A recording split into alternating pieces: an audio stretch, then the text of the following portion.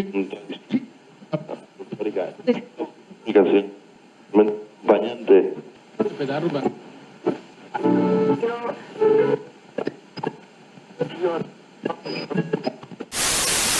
0 horas, 0 minutos.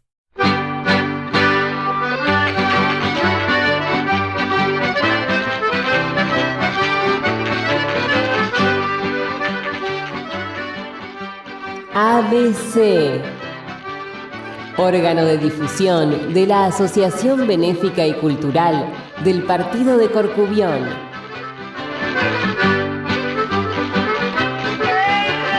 Idea y producción, Daniel Alejandro Pasos.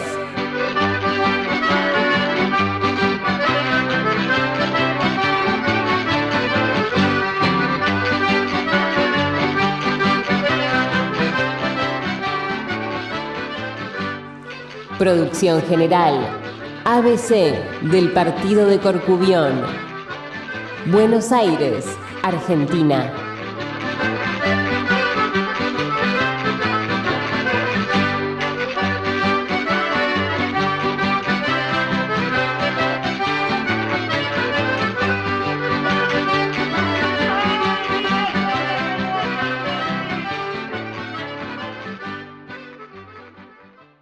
Hola, hola, hola, ¿cómo les va? ¿Cómo andan? Espero que muy bien. Un programa más de Radio ABC, el número 98 ya, llegándonos de a poquito a ese número tan mágico que es el de 3 cifras, que es el número 100. Y hoy es un programa muy lindo, muy entretenido y muy especial porque vamos a hablar sobre la gastronomía.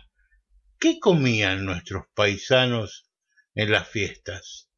En Reyes, en Navidad, en Año Nuevo. Y bueno, yo verdaderamente no sabía, porque nosotros, como estamos acostumbrados, con los hijos y los nietos de gallegos, más o menos pudimos hablar con nuestros padres o con nuestros abuelos, nos contaban un poco, más o menos, qué era lo que comían. E inclusive hasta esa costumbre de comer tan abundante y tan pesado para las fiestas, con 30 y pico de grados, el porqué y demás. Bueno, para saber sobre todo esto, agarré y lo llamé a mi amigo Manuel Corral Vide, un cocinero que nos representa y muy, pero muy bien a los gallegos aquí en la República Argentina, que ha sabido manejar la gastronomía como ninguno. Además, como buen gallego, sabe exactamente qué era lo que comían nuestros paisanos para las fiestas. Y tuvimos una conversación con él en la cual nos va a ir contando de a poco qué era lo que comían nuestros abuelos y nuestros padres en Galicia. Además de eso, como siempre saben, va a estar la mejor música de Galicia y la chapita final como todos los programas. Hoy, en exclusividad, ¿qué comían nuestros paisanos para las fiestas? Para Navidad, para Año Nuevo y para Reyes. Los dejo con el programa, no los distraigo más y nos vemos al final.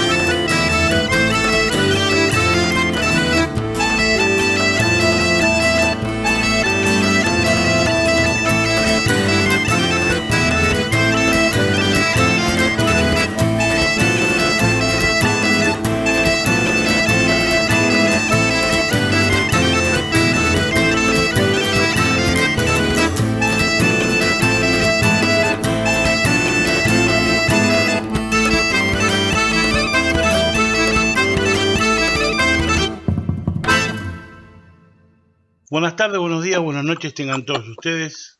Como siempre digo, un programa más de Radio ABC. Hoy estamos nada más y nada menos que con mi amigo Manuel Corral Vide, uno de los mejores cocineros y quien mejor representa la cocina gallega hoy en día aquí en Buenos Aires. Hace poco todavía lo vi con el Tano Pietro Sorba representándonos. Y bueno, vamos a conversar con él, pero primero que salude como corresponde. ¿Cómo te va, Manuel? ¿Cómo andás? Muy bien, Daniel.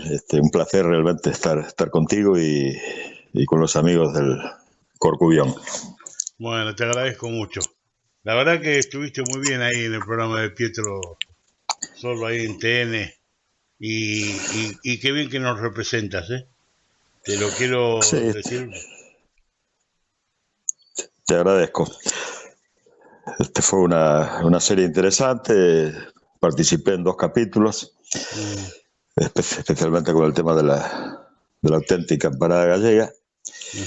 Quise hacer ahí en el programa la empanada de rayo porque justamente para demostrar que como piensa la gente, la empanada gallega es solamente con atún, huevos y aceituna, ¿verdad? Claro, pero no es así.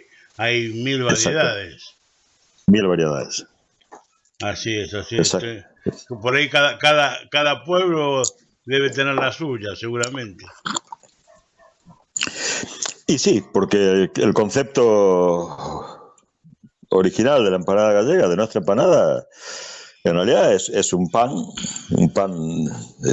molete, un pan de campo al que se le sacaba la miga y se le ponía el guiso que se quería llevar a las faenas del campo o donde fuere, ¿verdad?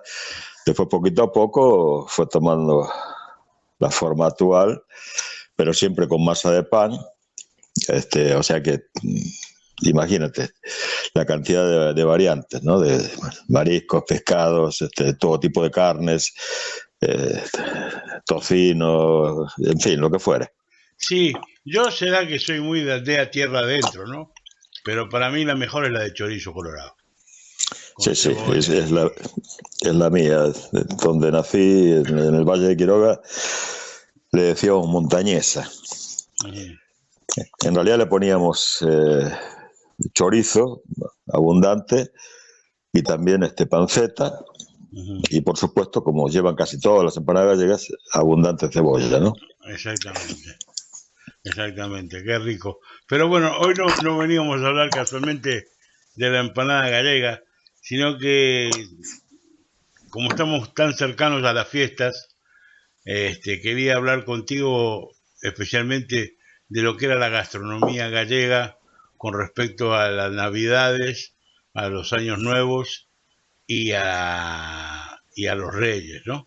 Que son las 3 fechas que se vienen ahora próximamente, que caen casi una detrás de la otra.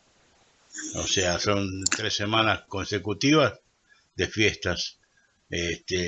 Igual aquí en Argentina los Reyes no se festejan tanto, pero en España sí se festejan mucho los Reyes, el Año Nuevo y por supuesto las Navidades, ¿no? Como corresponde. Sí, es casi como bien has dicho, son casi 20 días festivos, digamos, donde se suceden las reuniones y las comidas, etcétera. Coincide, en el caso del rural, coincide que a fines de noviembre ya había comenzado la matanza, ya se había faenado los cerdos, se habían preparado los lacones, en fin. Es realmente una temporada difícil imaginarlo desde aquí, que nos tocan estas festividades en pleno verano, y allí justamente es todo lo contrario, ¿no? Estamos hablando del invierno, de pleno invierno, ¿verdad? Claro, porque esto ya viene después de San Martín, ¿no? Que es cuando se mata el cerdo y claro. Y ahí empieza toda la faena. El 11 de noviembre, el día de San Martín, comienza la matanza. Esa es otra también que que me gustaría si algún día tuvieras una explicación, el por qué o San Martín tiene que ser el día de matanza. Bueno, en realidad comienza la mayoría de las festividades, incluyendo de las que vamos a hablar ahora, Navidades, Reyes, en general el cristianismo las ubicó encima de las festividades de los antiguos, ¿no? En el caso nuestro de los celtas, los germanos, en fin, que en realidad tenían festividades que coincidían con los distintos ciclos rurales, ¿verdad? O sea, a partir de fin de octubre, 1 de noviembre, que vendría a ser el Año Nuevo Celta, el cristianismo puso el Día de Todos los Santos, el Día de los Muertos, y a partir de ahí comienza la matanza, porque es preparar una cantidad de productos que se conserven durante todo el invierno, ¿verdad? O la época oscura, como decían los celtas. Entonces no es casual que comience ahí la preparación de las salazones y los diferentes productos que se van a conservar. Claro, del Samaín en adelante, ¿no? Exacto. El Samaín, que el cristianismo puso esas dos fechas que dijimos antes en adelante. Y bueno, coincide que el 11 de noviembre es San Martiño, y ahí quedó como un tópico, ¿no? Por San Martín, pues a cada cerdo le llega su San Martín. Exactamente. De ahí viene el dicho. Exactamente. Bueno, hay digamos, viste que acá muchas veces la mayoría de la gente empieza con las festividades, digamos, ya el 20 de diciembre, o por ahí ya empieza como a juntarse con los amigos que no se van a poder juntar para las fiestas y demás, y ya empiezan las comilonas y demás. ¿Pasaba lo mismo en aquella época en Galicia?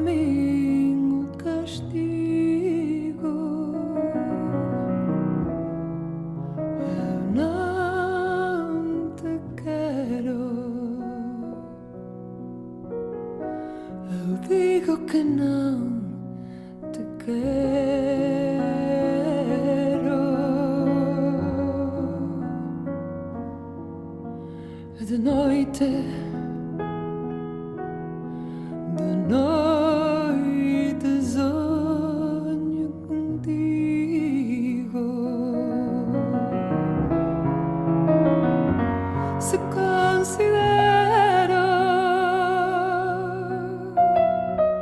que un día he de morrer.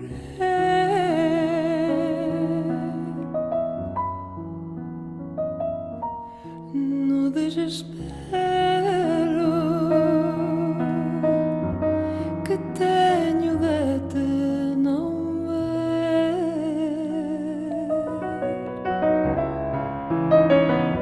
Estendo o meu xaile, estendo o meu xaile no chão,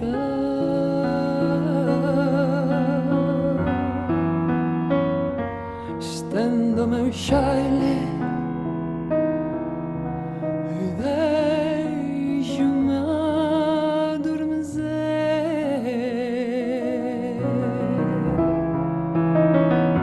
Se eu soubesse, se eu soubesse que morrendo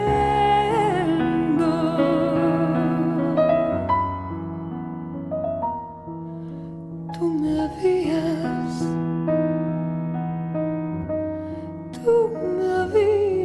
de chorar.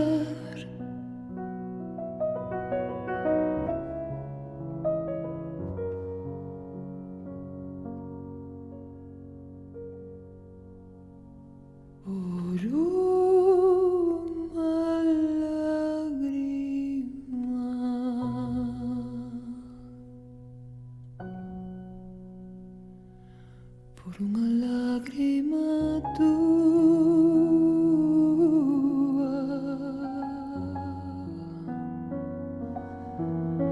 que alegria me deixaria matar.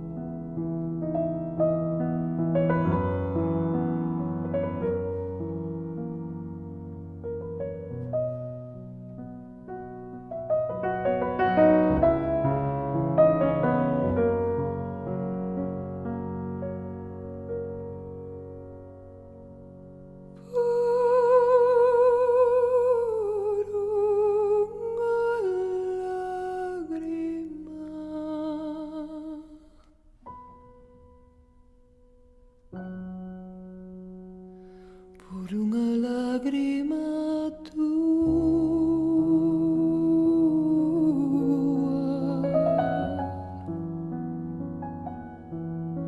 que alegria me deixaria matar.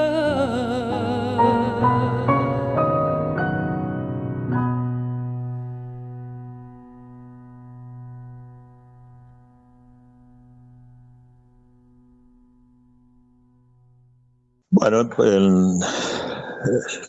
en las zonas rurales se estaba bastante atento al trabajo, ¿no? Al trabajo del campo, pero como muchas de las tareas, fíjate que interesante lo que acabas de comentar, porque aquí empiezan las reuniones, justamente en bares, restaurantes, para empezar a despedir, pero esto que estábamos hablando de la matanza, todas las tareas se hacían de manera comunitaria.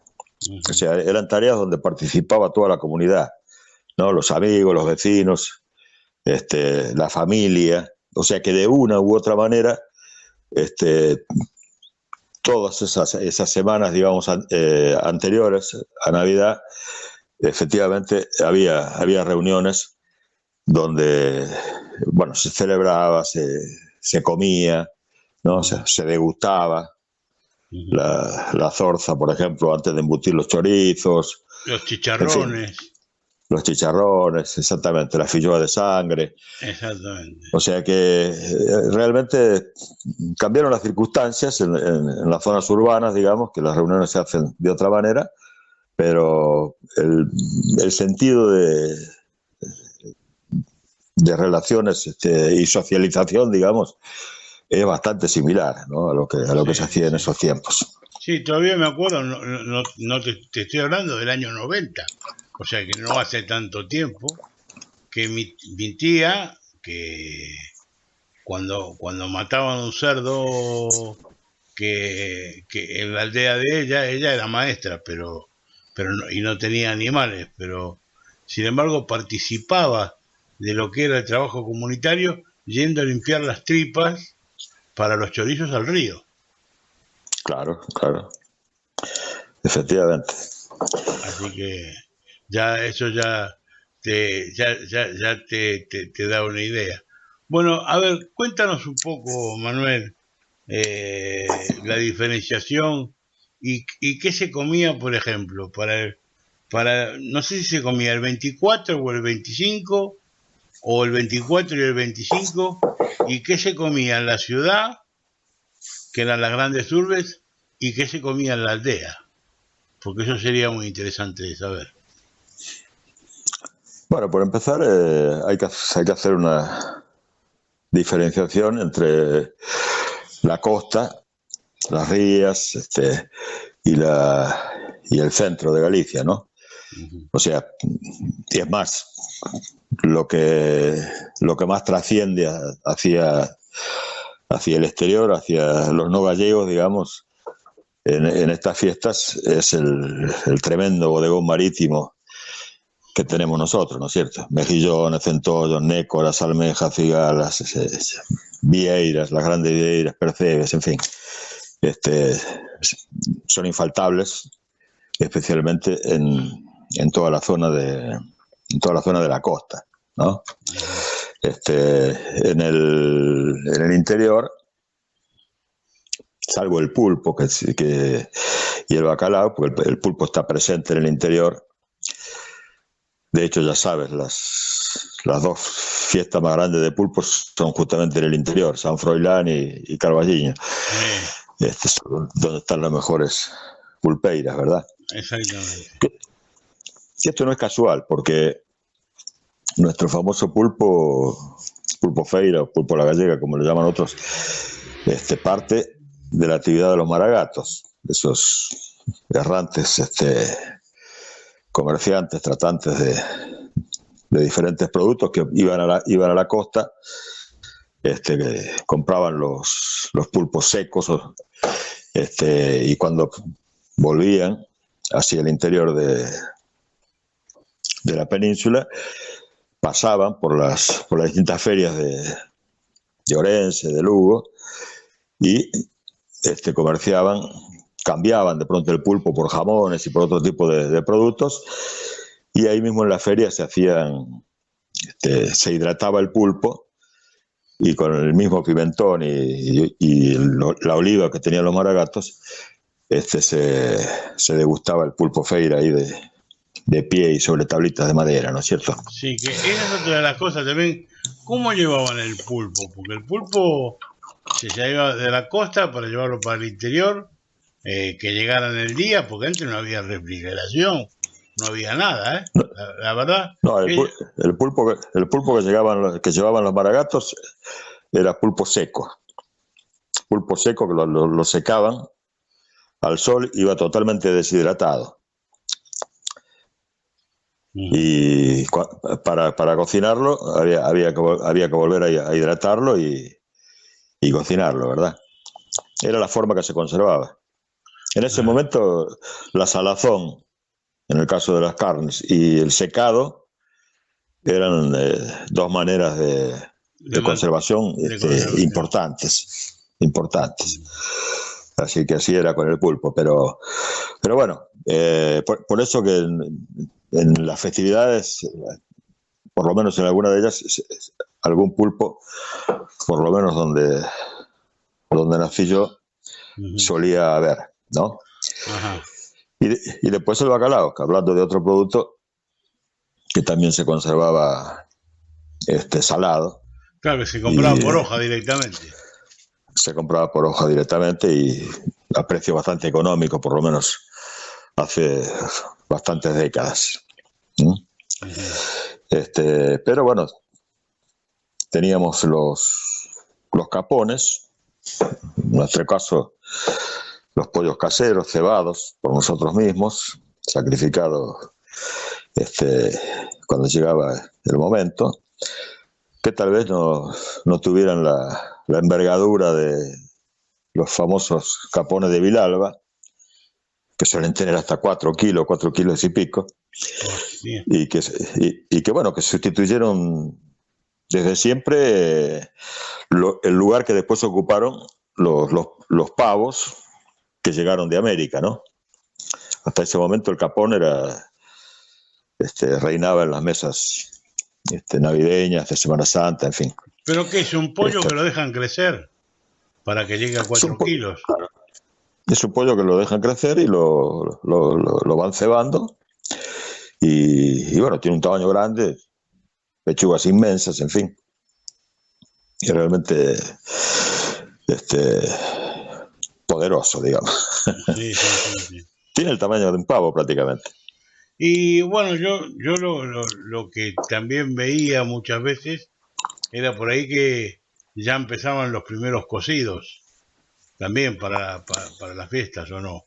O eso ya se dejaba más para los reyes y cuando se iba acercando lo que es el carnaval, que es el entroido, que ahí sí verdaderamente se hace el cocido.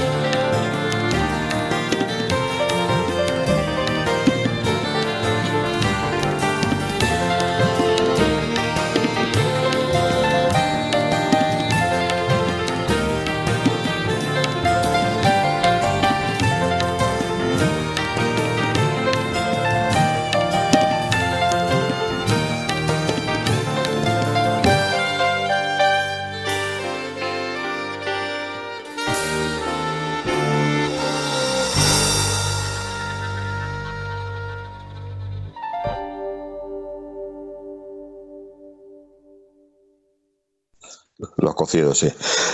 En general, por lo menos en la zona mía, el día 25, por ejemplo, o el 1 de enero, Sí, se comía el lacón. Se ajá. comía el lacón con grelos, ya sea en media salazón o salado, o incluso fresco y cocido, ¿no? Acompañado de grelos, chorizos. Ese era el plato típico, el 25 y el 1. Como bien dices, los grandes cocidos comenzaban ya en Reyes, ¿no? Ujú. Así que bueno, yo qué sé. Y Manuel, normalmente las tres fiestas eran, o sea, eran totalmente estas clases de comidas. ¿No había Sí, algún lugar donde habría una diferencia de alguna comida específica? Que digamos, no sé, yo qué sé, en Coruña se comía tal cosa o en Pontevedra se comía tal otra, digo, por decir algo. sí, no, pequeñas diferencias podría haber, pero en realidad y en general estas son comidas muy tradicionales. No hay que olvidarse tampoco del jarrete o el charrete, Ujú, que vendría a ser el osobuco, ¿no? ujú. Este, el charrete al caldero, por ejemplo, es muy común también en estas fiestas. O sea, es el charrete cocido hasta que esté muy tierno y después se sirve simplemente con cachelos, pimentón y oliva. Es un plato muy sencillo, pero también muy contundente. Sí, sí. Y no nos olvidemos que la empanada gallega también está presente siempre, ojo. Claro, Este, eso te iba a eh, preguntar, eh, casualmente, Eso está porque, presente siempre. La empanada gallega, la merluza, en el caso de zonas más costeras, las caldeiradas. ujú, Así que claro. Y por ahí en el centro de Pontevedra, que hace mucho frío por ahí, por lo que es Lalín, Bandeira, toda esa zona, que es toda zona alta, ahí nieva todo el invierno, prácticamente, y demás. Ahí es Carlos Caldeiro y, y nada más casi, porque se comía bien, pero bien, bien potente ahí. sí, Chantada, sí, toda claro, esa zona. por supuesto. Por supuesto, también se comen callos, Ujú. que también son guisos contundentes. Este, estamos hablando de pleno invierno, ¿no? Sí, claro. Eso es lo que tiene que entender la gente, que nosotros normalmente estamos haciendo mal comiendo como animales, porque como somos descendientes de europeos, comemos como si estuviéramos en pleno invierno con 35 grados de calor. O sea, Sí, sí, porque claro.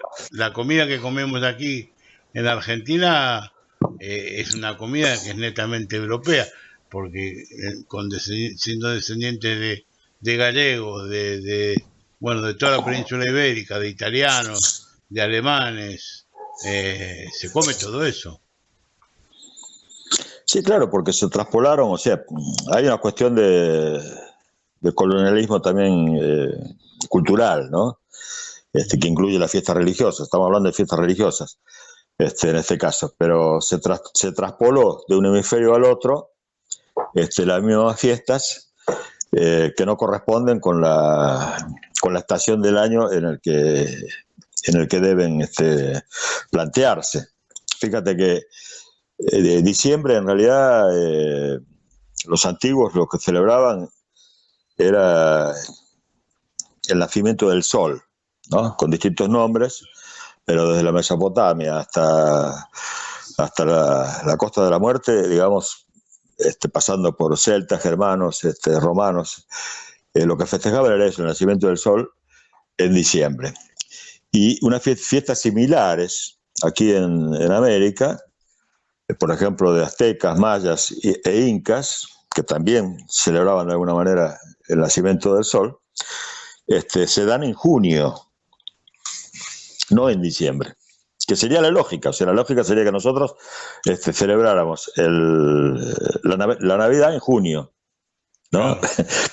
Pero no lo podemos hacer porque es un tema eclesiástico y la Iglesia determinó que el 25 de diciembre, después de muchos idas y vueltas, está claro, había nacido Jesús, y entonces se planteó esta cosa extraña que los inmigrantes esto por el de alguna manera tuvimos que aceptar, ¿no? Pero comerse un bacalao a la gallega con 37, 38 grados de calor, la verdad era había que tener mucha fe y fuerza de voluntad, ¿no? Sí, igual más o menos hay cosas que se fueron traspolando, y de alguna manera se fue cambiando acá, en el sentido de, por ejemplo, el vitel toné, que por lo menos es comida fría, aunque es pesada, es comida fría, o los matambres caseros que se hacen acá, que normalmente se sirven fríos con ensalada rusa y demás, como para... Sí, claro. Para calmar un poco, pero siempre nos quedan las costumbres de comer como si fuera la última cena, digo. Sí, claro, sí. Sí, vinieron esos platos, bueno, el vitel toné es de origen italiano. Uh-huh. El nombre real es vitello tonato, o sea, carne de ternera con atún, ¿no? Vitel toné es italiano, acá se adoptó en los bodegones, incluso en los restaurantes de la colectividad se solía ponerle H en el medio, doble N, como para que sonara un poquito más afrancesado. Sí. Pero sí, se fueron modificando. El pionono es de origen español. Nació, si no me equivoco, en Granada en el 1800 y pico. Tiene ese nombre en honor al Papa Pío IX o Pío IX. El matambre es totalmente nuestro, aunque hay otro tipo de arrollados, pero el matambre es totalmente argentino. La mayonesa de ave o la de atún es una variante de la ensalada rusa o ensaladilla, como le decimos en España. Pero como bien apuntaste, se fue adaptando lo que comemos a las altas temperaturas, ¿no? Por supuesto, el asado criollo, en algunas casas, el lechón, sí, por se fueron imponiendo y está bien que sea así, ¿no? Un lechón bien adobado, que se cocina, normalmente se manda a cocinar a los hornos de las panaderías, de las antiguas panaderías, y se deja enfriar y se sirve frío, ¿no? Claro, exactamente. Sí, el lechón, bueno, fíjate que el cochinillo auténtico no lleva adobo. Simplemente se le pone un poco de manteca o grasa de cerdo con algo de limón y no se le pone más nada. Sin embargo, aquí el lechón se le pone un importante adobo que seguramente trajimos también los inmigrantes, porque al principio una de las características de las carnes asadas en la Argentina era que no usaban ningún tipo de salsa ni de adobo. En algunos casos, muchos viajeros que llegaron acá a principios del siglo XIX se quejaban porque el gaucho a veces no le ponía ni sal a la carne. O sea, no era costumbre adobar, ¿no? Uh-huh. Y bueno, españoles, italianos tenían esa costumbre. Y bueno, pero bueno, claro, cuando empezó acá mataban la vaca, ponían un costillar ahí a la parrilla y se lo comían con la mano y el cuchillo, ni siquiera usaban tenedor.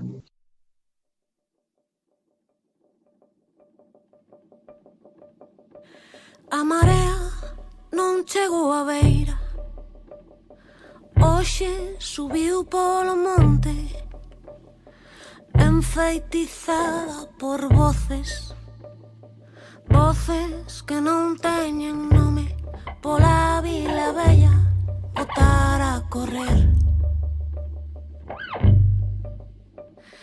Cantan paxaros de madeira.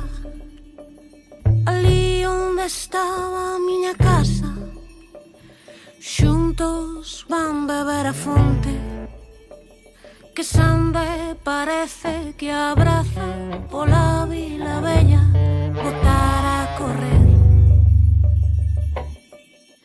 Chegou a tarde e cedo pra marchar, desde este alto que miro o mar, ollo pra os lados e subixo irmás, caiu a noite e o sol vai se deitar.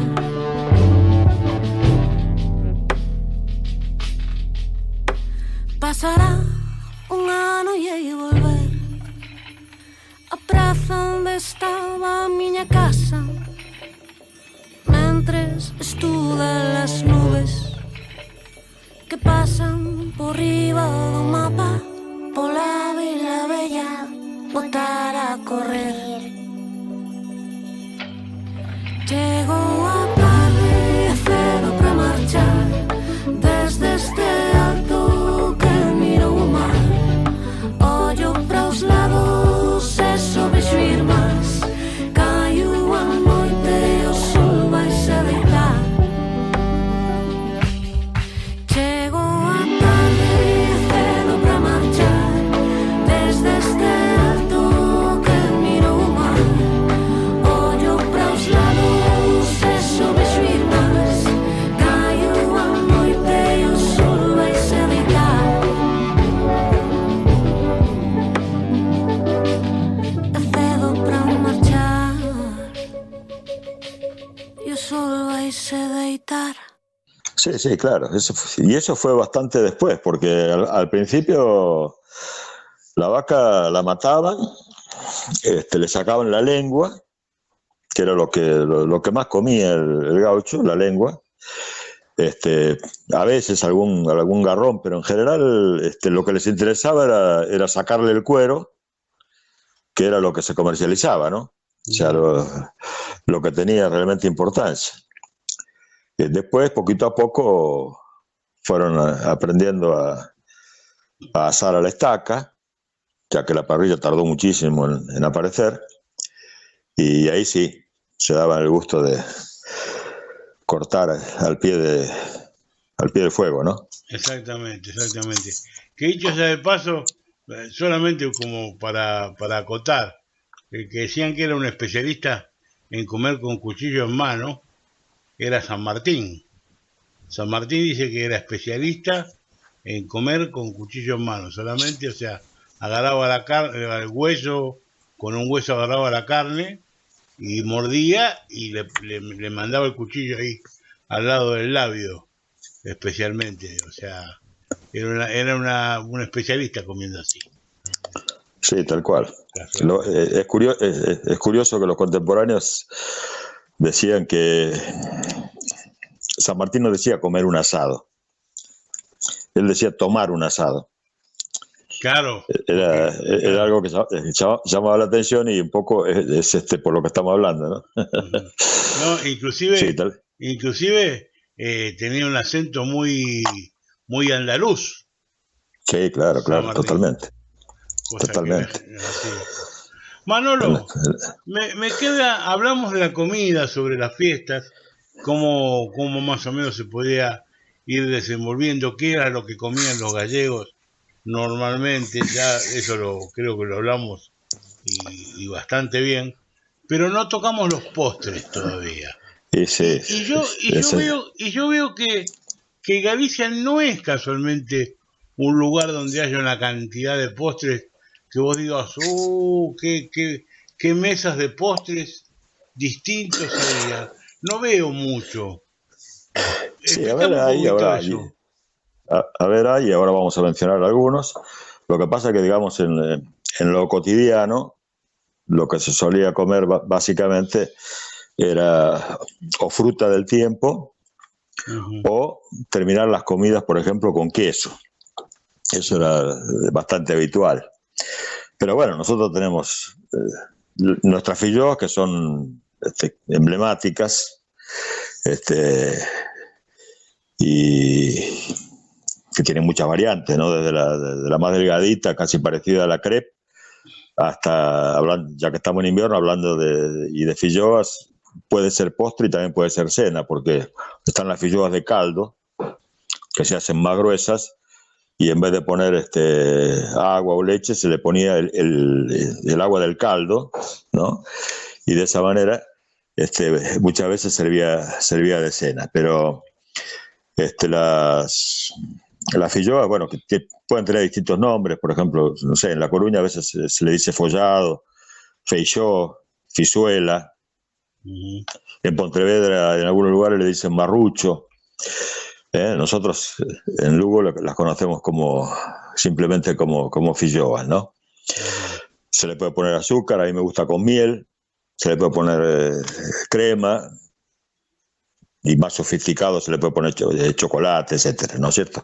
Pero aparte tenés, no sé, los melindres, que son como unas rosquillas con azúcar glaseado, y almíbar, que son bastante características de alguna zona, como Melide, por ejemplo. Ni hablar de la tarta Santiago, la tarta de almendras, que también es muy habitual, y otro tipo de tartas, muchas tartas con castañas, por ejemplo, con manzanas, en fin, y por supuesto el roscón de Reyes. Claro. El roscón de Reyes es súper característico, ¿no? ¿Y la leite frita entraba dentro de lo que es un postre? Sí. Sí, leite frita, tocinillo del cielo, todo ese tipo de postres, y las mismas natillas, ¿no? Que se dan, digamos, nombrelas que son más características de Galicia, pero en Galicia también se consume mucha natilla y mucha leche frita. Obviamente flanes. También estaba el requesón, el famoso requesón. Bueno, sí, el requesón en todas las casas que hacían el queso, no faltaba el requesón, por supuesto. Que me gustaría, si puede ser, aunque sea brevemente, que le expliques a la gente lo que es el requesón. Porque muchos es un postre que se ha perdido casi totalmente. Hoy en día no se encuentra ni siquiera en ningún menú, y antes se encontraba en todos los menús normales de cualquier restaurante. Sí, el requesón en realidad, bueno, de postre se puede mezclar con miel, por ejemplo. Para que la gente entienda bien, acá se conoce, por ejemplo, como ricota. En realidad ricota es una marca, pero el requesón es lo primero, la leche, la primera leche que se deja cuajar, ¿no? Y de esa manera tienes ese queso tan tierno todavía, sin endurecer y sin ningún tipo de ingredientes que alteren su sabor original, ¿no? Exactamente. Entonces, en definitiva, lo que para nosotros es requesón, para los italianos es ricota. Exacto. Tal cual. Perfecto. Entonces, bueno, digamos, y esto de comer pasas, los de las pasas que están tan tradicional, ¿cómo es eso? Bueno, y no sé si la fruta seca también era muy típica de comer en las fiestas en Galicia. Sí, por supuesto, sí. Hay tartas que son para golosos, como la de Mondoñedo, por ejemplo. Exactamente. Que es algo para hartarse realmente. O las bicas, que son también bizcochos muy apreciados, y muy ricas, ¿no? Ni hablar. Pero obviamente castañas asadas a partir de los magostos, siempre son también apreciadas, ¿no? Aunque hoy por hoy no hay tantas castañas como antes. ¿Y se preparaban así como se venden acá para comer en las fiestas, castañas en almíbar? ¿O eso no, la conserva no era tan elaborada en Galicia. No, al principio no. Pero cuando las castañas empezaron a ser importadas a Francia y para hacer los marrón glacé y ese tipo de productos que hacen ellos, y también el almíbar, se empezó a hacer también en Galicia. Ujú, Y se empezó a comer también en Galicia. ujú. Castañas en almíbar. Así es. Bueno, acá había alguien, un paisano que hacía unas buenas castañas en almíbar, ahora no recuerdo el nombre. No sé, Vilaplana creo que era. Que solía hacerlas bastante artesanales. Sí, sí. Bueno, vos que tuviste tantos años restaurante, siempre tenés un par de proveedores por ahí que te acordás de esos que conseguías, que inclusive hasta conseguías pimientos de Padrón acá en Argentina, que yo decía, cómo hace este hombre para conseguir pimientos de Padrón acá en Argentina? Digo, es el Bueno, único. el primero que... Después haceme acordar, porque te voy a contar la anécdota de las uvas del 31, que es una leyenda Sí. interesante y no tan antigua como la gente piensa. Pero el primero que me vino a ofrecer pimiento de Padrón fue un paisano, ya bastante mayor, que vivía en Temperley. Y entonces un día apareció con una bolsita, me dijo si me interesaba. Le digo, ¿cómo no me va a interesar? Me dejó una bolsa de 2 o 3 kilos y le digo, ¿cuánto cuesta? No, dice, yo no le voy a cobrar nada. No, le digo, no, así no se lo acepto porque usted tiene su trabajo. Dígame cuánto cuesta. No, dice, yo se los voy a traer y cuando tenga ganas o tenga alguien que me acompañe, sí, voy a venir a cenar. Bueno, está bien. Nos dimos la mano, le digo, es un trato. Y efectivamente, traía los pimientos de Padrón y de tanto en tanto venía a cenar y me contaba que al principio le había costado, pero después había logrado hacerlos. Y después apareció alguien más joven que los hacía en Pilar. Y en fin, medio así de boca en boca me iba agenciando de ese tipo de... También había encontrado otro paisano que tenía un alambique y me hacía aguardiente de orujo, nacional. Qué cosa rica. Que efectivamente, como dices, por lo menos en los primeros 10 años de Morriña aparecía mucha gente que me Exactamente, aportó. porque yo decía, toda la mano de obra gallega que vino acá a la Argentina, que esos tipos hacían aguardiente, hacían vino,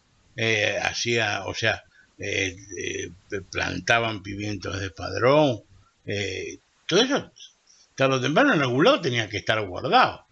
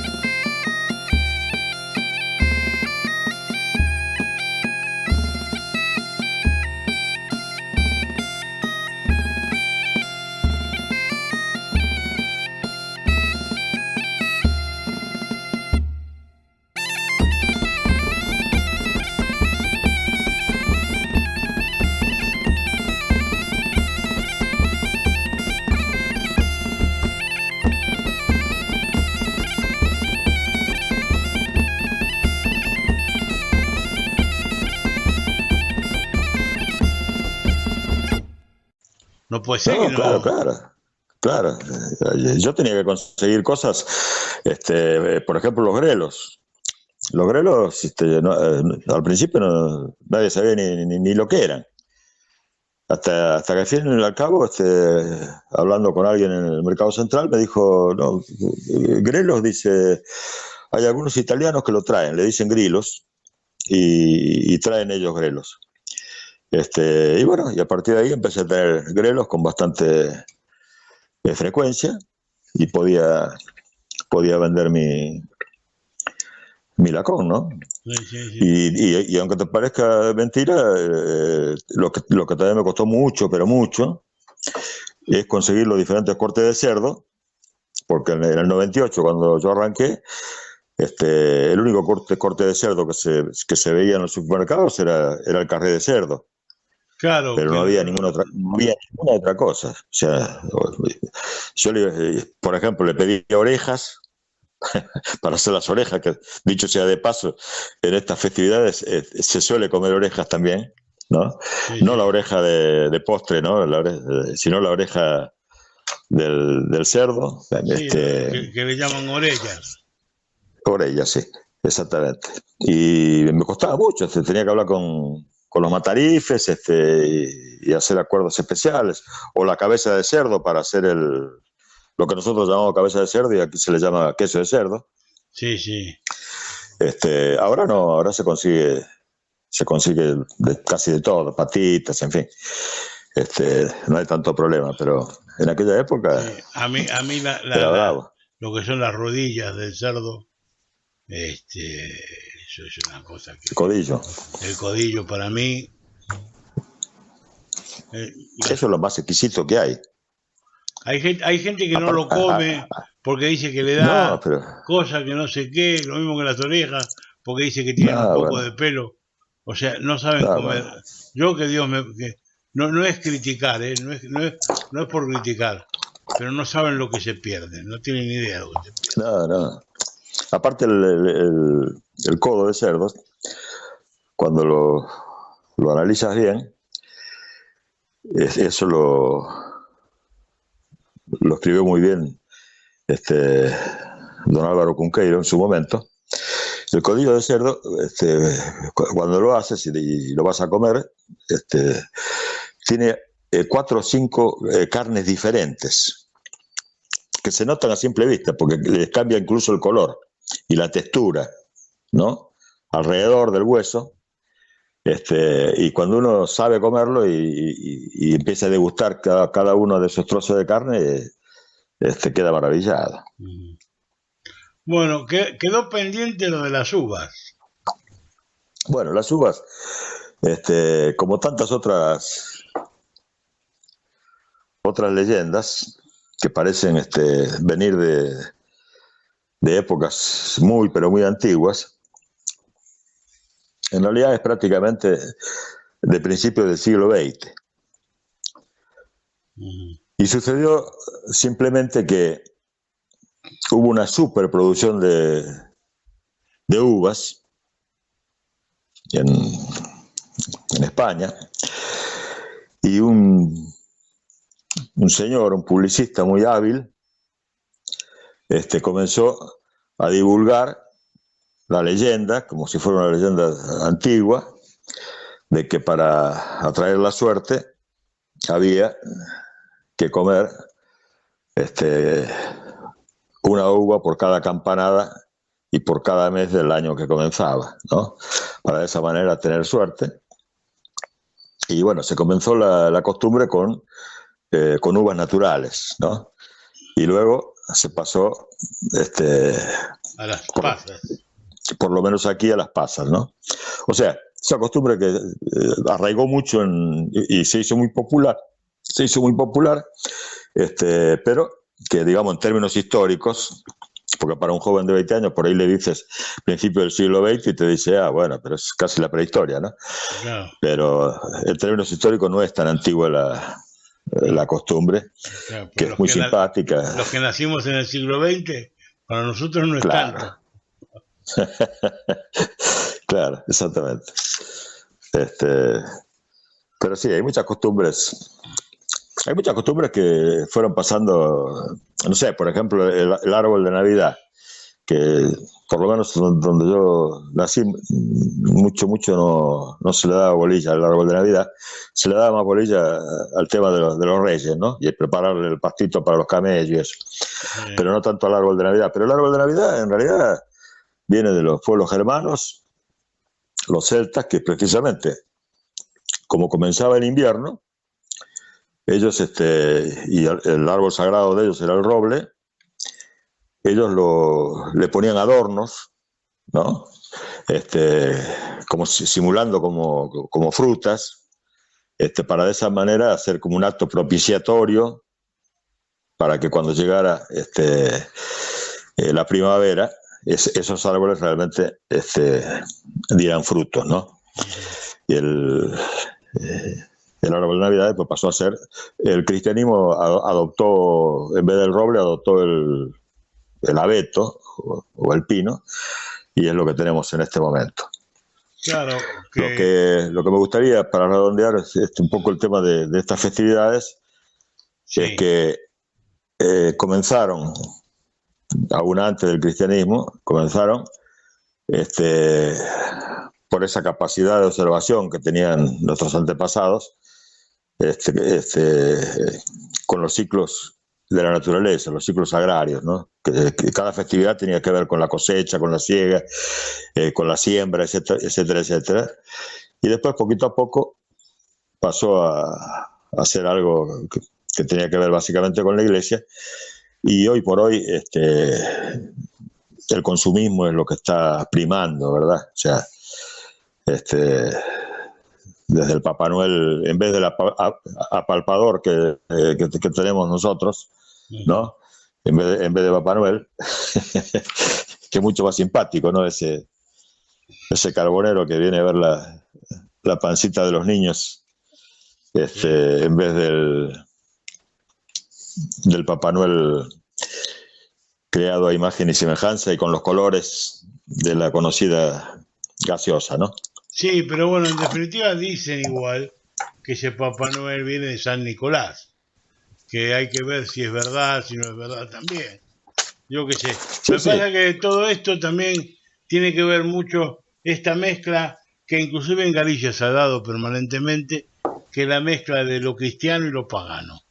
Siempre todo lo cristiano viene acompañado de cierto paganismo, como mucho cristianismo también viene acompañado de un montón de paganismo de parte de la propia iglesia, ¿no? Que se ha aprovechado, por ejemplo, no sé, en los cruceiros, que eran los antiguos milladoiros, donde los celtas marcaban los caminos, o donde los romanos marcaban los caminos, y demás, y así sucesivamente, ¿no? Por supuesto. Exactamente. Eso es una tradición, ¿no es cierto? Por ejemplo, lo del árbol de Navidad que tú contabas, efectivamente era una fiesta muy pagana, porque en la Iglesia Católica siempre lo que se armaba era el pesebre, en la representación del nacimiento de Cristo, pero nunca el árbol de Navidad. Después, al final de cuentas, era el arbolito con el pesebre. Viste que eran las dos cosas juntas. Sí, claro. Una al lado de Porque la otra. los cristianos primitivos, básicamente hubo tres fechas hasta llegar al 25 de diciembre. Primero era en marzo, el nacimiento de Jesús, después el 6 o el 7 de enero, y finalmente se pasó el 25 de diciembre, y el 6 y el 7 de enero quedó como Día de Reyes. Y en todo ese devenir, el pesebre o los belenes eran el centro de atención en realidad. Así es. Bueno, Manolo, yo te quiero agradecer de todo corazón que me hayas atendido y que nos hayas podido desanar un poco qué era lo que comían nuestros antecesores, nuestros abuelos, nuestros padres, vos mismo cuando eras pequeño, ¿no? Así es. En nuestras aldeas gallegas para estas fechas. Y más allá de eso, desearte a ti, a toda tu familia y a todos tus allegados una feliz Nochebuena, una feliz Navidad, un feliz Año Nuevo, y agradecerte sinceramente todo el trabajo que haces por Galicia, que aunque no tengas hoy en día el restaurante, yo sé que seguís con las clases de cocina, seguís todavía por ahí con alguna, de vez en cuando, comida privada. Estuviste, bueno, hace poco ahí lo de Pietro Sorba en el canal TN. Y bueno, Sí, la verdad que tratamos de estar siempre presentes en la divulgación de lo nuestro, tanto con las clases. Las clases estoy dando en la Universidad de Lanús, con el programa de radio, o con algún evento privado, o con algunas consultorías que hago, pero charlas. Estoy dando charlas también en el Museo de la Reta, que tiene que ver con nuestra gastronomía, en fin. Yo lo tomé como un deber prácticamente, no dejar de divulgar nuestra cultura.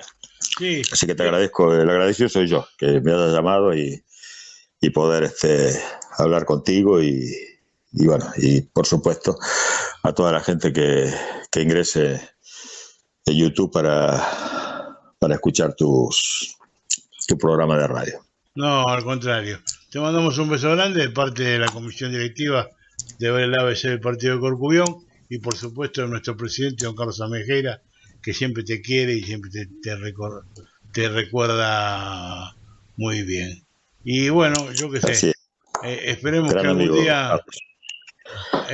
algún día podamos hacer algún evento el cual puedas venir a cocinar vos y hacer alguna de esas gallegadas como corresponden. Así es. Un abrazo, Manolo. Otro para ti, Daniel. Saludos a toda la gente del Corcubión y hasta la próxima. Hasta la próxima, si Dios quiere. ABC. Y hasta aquí un programa más de Radio ABC. Hoy nos vamos con la chapita, como siempre. Espero que les haya gustado más esas recomendaciones que nos contaba nuestro querido Manuel Corral con las comidas que se hacían. Para mí fue muy, muy interesante saber qué era lo que se hacía en Galicia, más o menos en la parte gastronómica, para las fiestas, y poder entender un poco también por qué comemos tanto nosotros para las fiestas aquí, los 25, los 31, o los primeros, y los días de Reyes. Bueno, me voy a ir con una chapita, una linda chapita, que es de un grupo que se llama Berrohueto.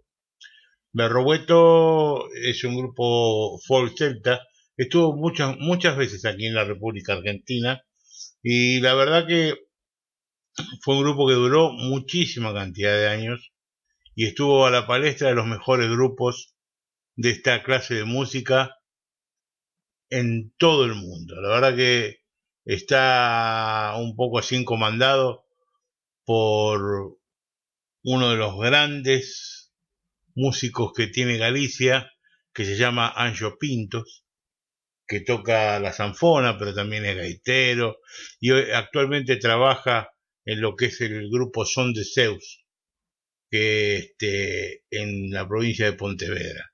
Es un magnífico músico, algo extraordinario, pero bueno, en este grupo también estuvo Javier Díaz, que hace poco, por ejemplo, estuvo acá en la República Argentina actuando en nuestra casa, ahí para la fiesta del aniversario.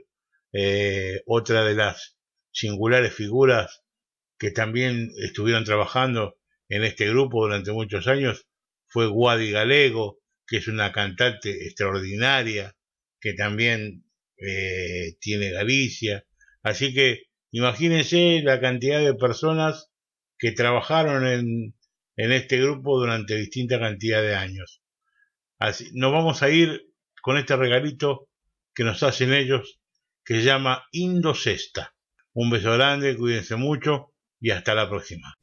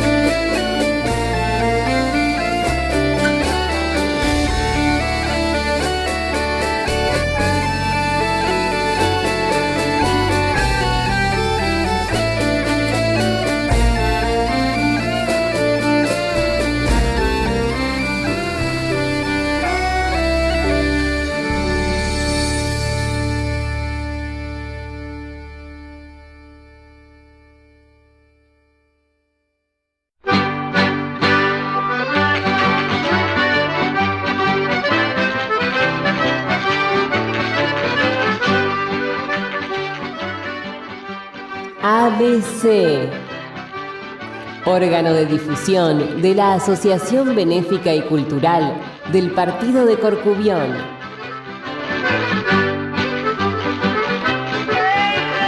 Idea y producción, Daniel Alejandro Pasos.